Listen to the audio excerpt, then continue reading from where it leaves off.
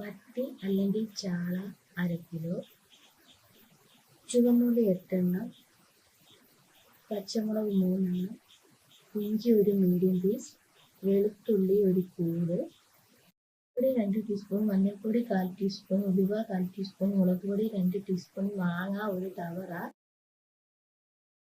ചട്ടി എടുക്കുക, എണ്ണ ഒഴിച്ച് ചൂടായതിന് ശേഷം അതിലേക്ക് കടുക്, പിന്നെ ചതച്ച് വെച്ച ഇഞ്ചി, പച്ചമുളക്, വെളുത്തുള്ളി ചേർക്കുക.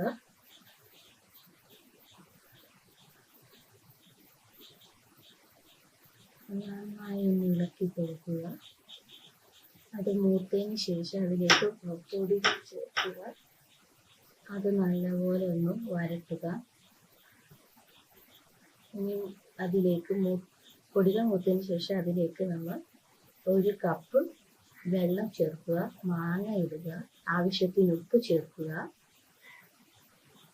കറിവേപ്പില ചേർക്കുക.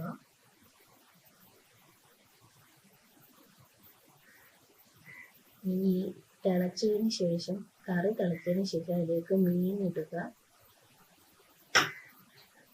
ഇളക്കി കൊടുക്കുക.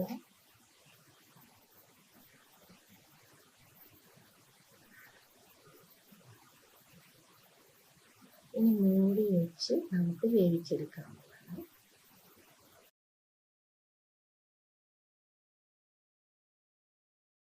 സ്വാദിഷ്ടമായ നമ്മുടെ മത്തിക്കറി റെഡി ആയിട്ടുണ്ട്.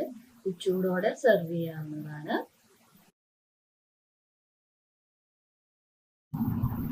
Please subscribe the channel. Thank you.